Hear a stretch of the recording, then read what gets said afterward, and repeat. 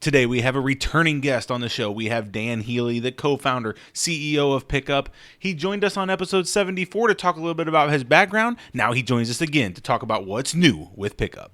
This is crazy. Everywhere you turn, it's the same old sports talk, the same headlines, the same news, and the same boring information. This podcast is here to change all of that. We bring you hot sports takes, winning sports betting strategy and picks, reliable gaming industry news, and breaking interviews with some of the biggest names in sports business. My name is Ryan Newpel, and welcome to the Noop Sports Show. All right, welcome back to another episode of the Noop Sports Show. I'm your host, Ryan Newpel, with you each and every time. Thanks for joining us during this crazy time. It's the holidays. Things are getting probably nutty in all of your schedules, so I definitely appreciate you taking a few minutes out of your time and just hearing what we have to say here. Hey, we have a second-time returning guest to the show with us today, Dan Healy, co-founder, CEO of PickUp. Dan, thanks for joining me again. Yeah, Ryan, thanks for having me on. I appreciate it. Absolutely. I'm looking forward to hearing what is going on in your world. For those of you that don't know or didn't listen maybe previously, Dan was on episode 74 of this show as well. So you can kind of get the background. We won't go into all of his background again and talk through that, but you can go back, listen to that, and hear kind of where Dan came from and how he got to where he is today. But today we really want to just dive into what's new and kind of in this betting world, plus in the pickup world. So we'll just see where this conversation goes, Dan, but I appreciate you joining me. You've been staying healthy through this pandemic? Yeah, we've been trying. We've done our best, right? The team is all work from home. So even on a snowy day in the Northeast like that, we're no days off. You got no excuse. So yeah, we've all been all right. Thank goodness. Great. Yeah. Good to hear. So what is new in your world? What since we last talked, what's new in PickUp's world? Everything going well? Have you seen an uptick or a downtick, or is everything the same for you guys? Give me a little update. Yeah, it's cool to come back on because the last time we spoke, it was February, right? And we didn't know what was to come in the months ahead, clearly. And just as a little background, so PickUp is a platform. It allows content creators to embed contextually relevant questions directly into their blog posts, their articles, and through social and now audio and all of that. And so last we had spoken, we were in beta phase and we hadn't released it out to the world. Fortunately, we did take an investment from some amazing people in the space, KB Partners out of Chicago, as well as Drive by DraftKings, that group, and we launched in July. We launched publicly kind of right as sports were coming back. We launched with some really exciting partners. So USA Today, MMA Junkie, Sixers Wire, Celtics Wire, Lax All Stars, and the guys over at NFL Analysis. And so for us, it's been, in this world, it's learning and growth. And when you're in a new industry, you're kind of navigating the unknown. And so for us, it's been about bringing in some people from the space to kind of help the expertise, as we talked about last time. Yep. My background's in product and in early stage companies and not necessarily in space, and then onboarding and growth. So it's been great.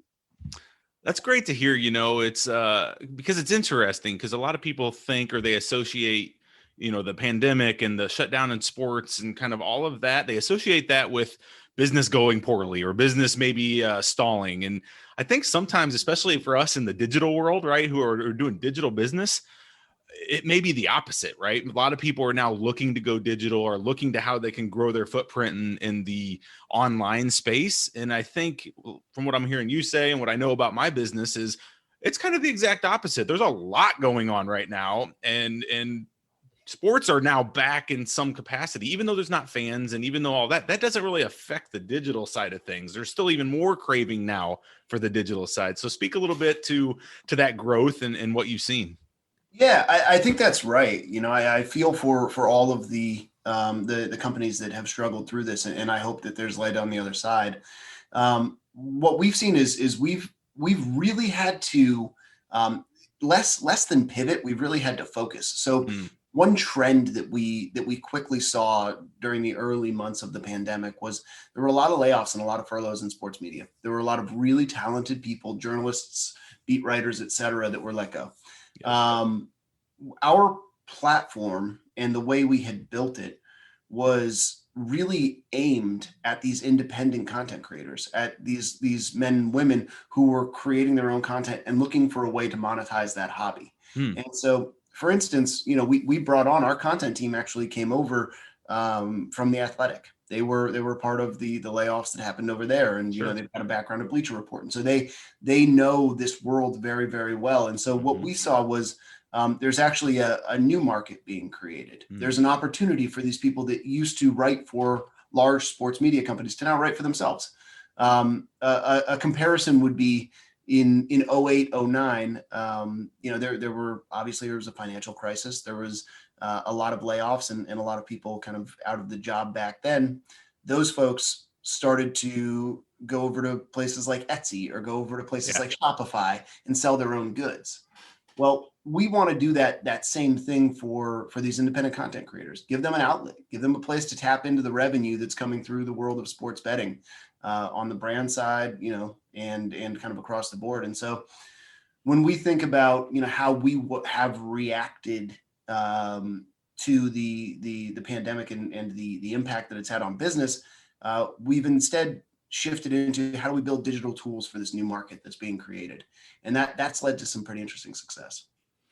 I love that. That's very cool. And you're 100% right that there's so many opportunities out there, for these people, even though they may not see it right away. Right. But that's what we're here to do, is educate them on these opportunities. So that's amazing. So you spoke of, PickUp being partnered now with a whole bunch of great sites. I mean, you listed off 5, 6, 7 of them there. I didn't catch them all.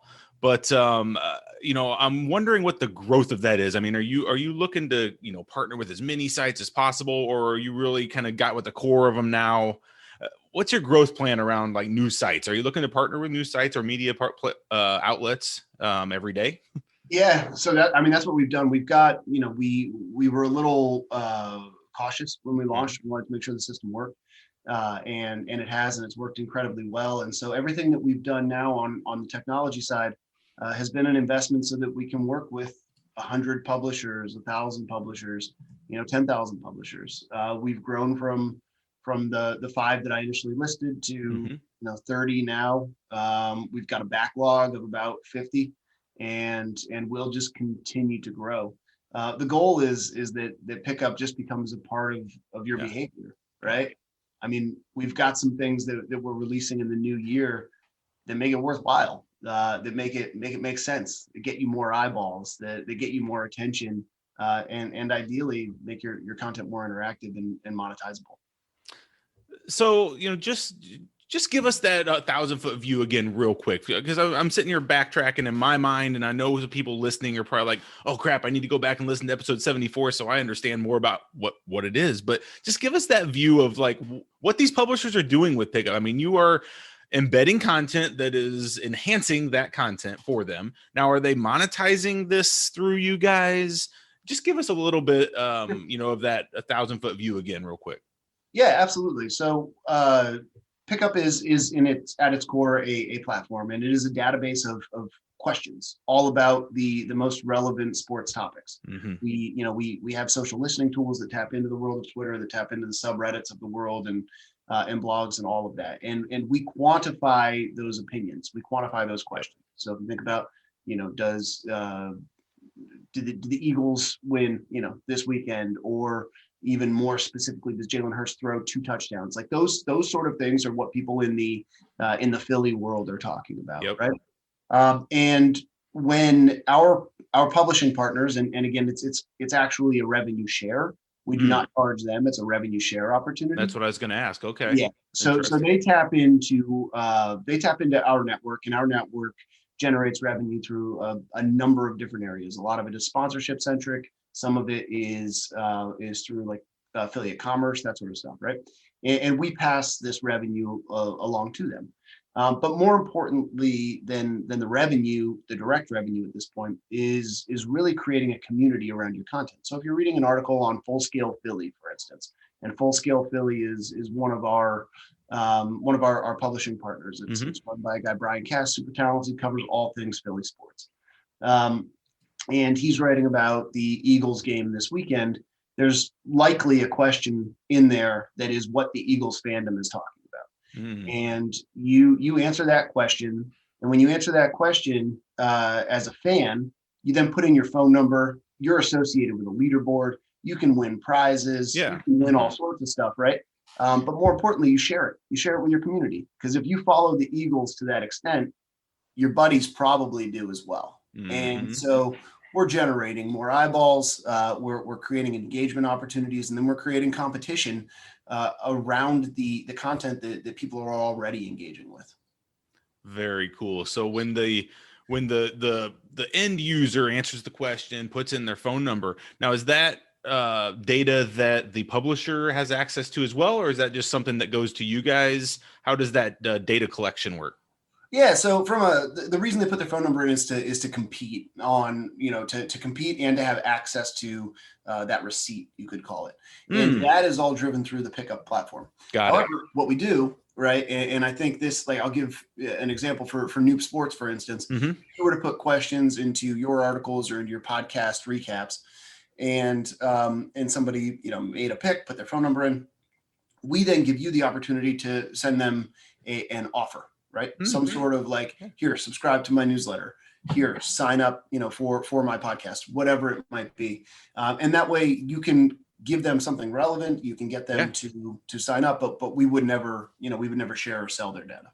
It's a win-win. I mean, that sounds like a great thing. And I'm glad you brought up Noob Sports, because I'm going to be knocking on your door after this call to make sure we get some things implemented here. So now that you guys are live and rolling. So that's amazing.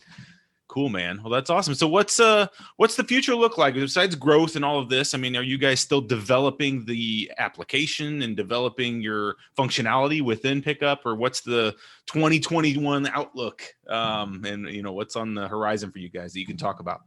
Yeah, absolutely. So it's not going to stop, right? We're going to continue to make sure that the features that we are that we currently have are getting better, but also we're going to release some exciting stuff. So one thing that we're going to do, as I mentioned, we do have a really, really great content team. We invested heavily in bringing them in, and they're wildly smart. It's a guy, Dave Scipione. It's Jeff Carrillo. Those two met over at Bleacher Report, and then Brian Janice, who worked with them at The Athletic.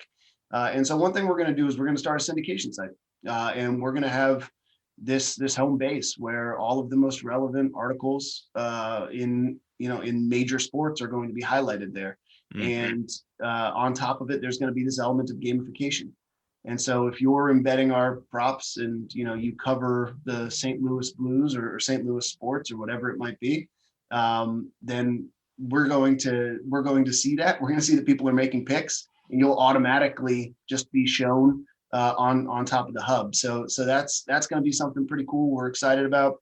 And then the other major investment we've just made is really focused on distribution. So I have this belief that you don't need to build something on an independent platform anymore, meaning you don't just build an iOS app, you don't just build an Android app.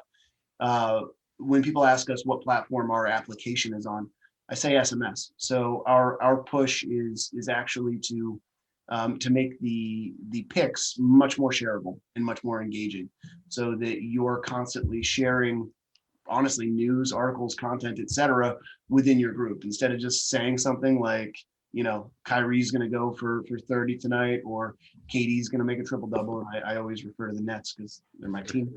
But if you're doing that, then we want to give you the tools as a fan to quantify that, right? To make it competitive within your own group. So I'll ask you a question then. So here's a pickup question for you. Will KD and Kyrie play a full season for the Nets this year, all the way through the playoffs? I'm a big believer in putting positive things out to the universe. So I'm going to go with yes. I think all Nets fans are hoping that they are going to. That's who knows? We'll see though, right? Amazing. Cool. Well, Dan, awesome. It was so good to catch up with you. I don't want to keep you forever. I could probably talk forever about this type of content and all of the above around this, but what else is on your mind? One question I had for you, and this is so randomly off topic, but how are you feeling about, how the states are coming along and the legalization of sports betting and things like that? That's just a topic I like to talk to people about. And, we kind of had a huge 2019 where all these states were kind of moving quickly, and then it kind of stopped. And now it's really picking back up with some momentum again. What are you hearing? What are you seeing about legalization in the United States of sports betting? Are you still Very happy bullish. with the progress? Yeah, I mean, I can't keep up with it on the affiliate side, right? Yeah. Like one of our mechanisms for revenue is on the affiliate front. And they're going to continue to push. They're going to continue to open it up. So what did we see last month? Something just over $900 million was wagered in the state of New Jersey, right? Just under $1 billion. Just, yep. We're going to be coming out of a tough time. States need tax dollars. Sports betting is no longer taboo. Big media has taken care of that. It's part of the fan conversation. It's now a major revenue stream for everybody in sports, leagues, teams, and local and state governments. And so we're going to continue to see that push forward. And let's get to 40 states, right? Like let's get to 40 states. Just like keep saying it, because you never want somebody to. It's eventually going to determine where games are played. Yeah. Right. Like 100%. And the incremental revenue, especially for small businesses, that comes along with large games, call it Super Bowl, call it national championship, call it March Madness, whatever it might be, golf tournaments. You don't want to not get access to those dollars because you don't allow online sports betting. Yeah. And even more importantly, with this pandemic, hopefully the states, let's get to 40 states, but hopefully they all are seeing the importance of allowing mobile betting, because, some of them still have not been allowing that. And I think it's just a no-brainer in my mind. And it really frustrates me to see that decision made in some states. And hopefully with the pandemic, that's one good thing that comes out of it, is they're like, well, we have to have a mobile presence, or, we can't really move forward. So let's get 40 states all on mobile as well. Well, and I think that's right. And I think that's just like, I look at that as politics. I feel like if somebody needs to get it over the line, they'll get it over the line. And then eventually they'll say, look, we're getting $1, we could be getting 10. Yeah. And then it goes to online, because even if you're standing outside of the sports book, right, with the exception of a Barstool or some of these like really fun, really brand centric books, you're still going to place that mobile bet. You might even place it while you're sitting inside of the book buying beers, right? Yep. The books need it too. The operators need it as well, for loyalty and for all of the things that are going to make them successful. It can't be standalone. It can't be physical. Absolutely. All right, Dan. Well, any last words for the audience? How can they get a hold of you if they want to, or what should they be looking at? How can they, there could be some publishers out there. I bet there's quite a few listening to this show. What if they were interested in working with you guys? What's the best avenue to kind of get going with you guys? Yeah, email me is honestly the best way. Just shoot me an email at dan@playpickup.com. Send us a note. We'll get you set up really quickly. It takes 5 minutes. Nice. And then let's work together. I mean, let's build something for this community, because this community can thrive in the future of digital content in sports. All right. Well, check your email inbox right after this, because I'm going to be sending you one, because I'm excited to get going and publishing on a bunch of our sites that we have going on. And man, I just I really respect what you're doing for the community. I love following your some of your stuff on LinkedIn and things out there. So from me, I just wanted to say thank you for everything you do to move this industry forward, because without people like yourself, it's not as fun of a place to be. So I really appreciate what you do for the industry. And right back at you. I mean, you continue to bring these storylines and these people and the progress to the world in bite-size ways, and that's what it's all about, man. You're awesome. So appreciate it, man. Appreciate it. All right, Dan. Well, happy holidays. I appreciate you being here. Take care. Any last words before we let you go? Happy holidays to you as well. Stay safe, and let's do some amazing things in the new year. Amazing. All right. That was Dan Healy, co-founder, CEO of PickUp. Appreciate Dan being here. Appreciate all you guys listening, as always. If you don't hear from me again before the holidays, I'm going to take a little time. I'm heading down to the Florida Keys for a few hours or a few days, I guess, and going to spend some time down there. Never been there, so I'll be out there. I hope you all have a great holiday. If you need anything from me, you know how to get a hold of me. Need anything from Dan, the links will be in the show notes. We appreciate all of the listeners. Take care. Stay safe. Have a great holidays. All right, everybody. Bye-bye. Thanks for listening to this episode of the Noob Sports Show. If you enjoyed this podcast, please consider subscribing to our iTunes channel today. Plus, visit us at noobsports.com for more picks, previews, strategy, and news. That's knupsports.com.